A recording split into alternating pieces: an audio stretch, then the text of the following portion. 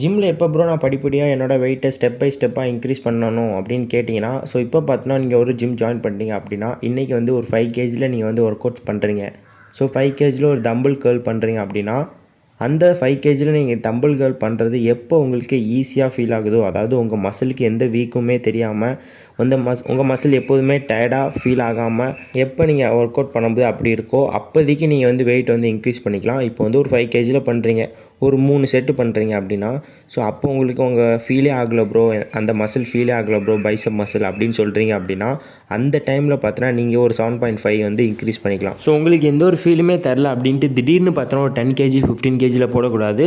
So வெயிட்டை எத்தனை வெயிட்டில் ப்ரோ இன்க்ரீஸ் பண்ணலாம் அப்படின்னா, ஒரு 2.5 கேஜி 2.5 கேஜி 2.5 கேஜியாக இன்க்ரீஸ் பண்ணிக்கோங்க. இப்போ ஒரு 5 கேஜியில் பண்ணி ஃபீல் தரல அப்படின்னா ஒரு 7.5 கேஜியில் பண்ணுங்கள். அதுலேயும் ஃபீல் தரல அப்படின்னா ஒரு 10 கேஜியில் பண்ணுங்கள். ஸோ அந்த மாதிரி வெயிட்டை படிப்படியாக ப்ராசஸாக இன்க்ரீஸ் பண்ணிட்டீங்க அப்படின்னா அது உங்களுக்கு ஒரு பெட்டர் மசில் க்ரோத்தில் நீங்களே விசிபிளாக பார்க்கலாம். அதனால் வந்து வெயிட்டை வந்து உடனே இன்க்ரீஸ் பண்ணாமல், ஸோ ஃபீல் தரலையா, ஸோ நீங்கள் பார்த்தோன்னா ஒரு 7.5 கேஜியில் வந்து ஒர்க் அவுட் பண்ணுங்கள், நோ ப்ராப்ளம். ஸோ இப்போ உங்களுக்கு கிளியராக எக்ஸ்பிளைன் பண்ணியிருப்பேன் அப்படின்னு நினைக்கிறேன். ஸோ இதே மாதிரி வீக் அண்ட் வீக் வந்து நீங்கள் இன்க்ரீஸ் பண்ணிகிட்டே போங்க உங்கள் வெயிட்டை. இந்த வீடியோவில் ஏதாவது டவுட் இருந்துச்சுன்னா மறக்காமல் கண்டிப்பாக கமெண்ட் பண்ணுங்கள், நான் கண்டிப்பாக ரிப்ளை பண்ணுறேன். அது மட்டும் இல்லாமல் இதில் நிறைய பேர் பண்ணக்கூடிய முக்கியமான மிஸ்டேக்ஸ் பார்த்தோன்னா, சேம் வெயிட்லேயே வந்து ஒர்க் அவுட் பண்ணுவாங்க. சேம் வெயிட்லேயே நம்ம வந்து ஒர்க் அவுட் பண்ணக்கூடாது. ஸோ சேம் வெயிட்லேயே ஒர்க் அவுட் பண்ணிகிட்டே இருந்தீங்க அப்படின்னா உங்கள் மசில் வந்து க்ரோ ஆகாது. இதுக்கு ஒரு நல்ல எக்ஸாம்பிள் சொல்லணும் அப்படின்னா, இப்போ வந்து ஒரு மரம் இருக்குது. ஸோ அந்த குட்டி மரத்துக்கு நீங்கள் வந்து எவ்வளோ தண்ணி ஊற்றுவீங்க, ஒரு பக்கெட் தண்ணி ஊற்றுறீங்க அப்படின்னா, ஃபார் எக்ஸாம்பிளுக்கு நான் சொல்கிறேன், ஒரு பக்கெட் தண்ணி ஊற்றுறீங்க அப்படின்னா அந்த மரம் ரொம்ப பெருசானதுக்கப்புறம் நம்ம எவ்வளோ தண்ணி ஊற்றுவோம், ஒரு 10 பக்கெட்ஸ் ஊற்றுவோம்.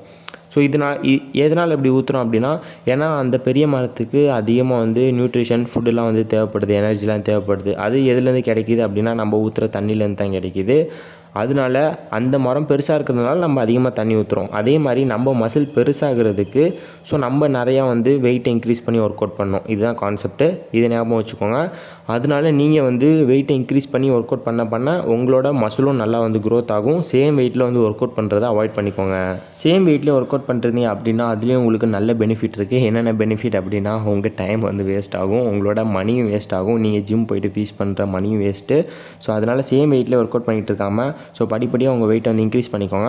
என்னால் இன்க்ரீஸ் பண்ண முடியல ப்ரோ, ஸோ ரொம்பவே கஷ்டமாக இருக்குது ப்ரோ, இதிலே பண்ணிகிட்டு இருக்கிறது தான் ப்ரோ எனக்கு கரெக்டாக இருக்குது அப்படின்னா, ஸோ அதில் தான் இன்க்ரீஸ் பண்ணி தான் நீங்கள் போட்டாகணும்.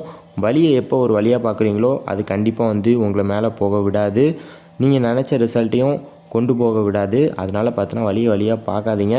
ஸோ அந்த வழியை பார்த்தீங்கன்னா வந்து நீங்கள் வந்து ஒரு நெக்ஸ்ட்டு ஸ்டெப்பாக வந்து பார்த்துக்கிட்டீங்க அப்படின்னா அது ஒரு சூப்பராக நீங்கள் க்ரோத் ஆகிறதுக்கு ஒரு யூஸ்ஃபுல்லாக இருக்கும். அதெல்லாம் மறக்காமல் இந்த டிப்ஸ் வந்து ஃபாலோ பண்ணுங்கள். முடிஞ்ச அளவுக்கு உங்கள் ஃப்ரெண்ட்ஸுக்கு இந்த வீடியோ ஷேர் பண்ணுங்கள்.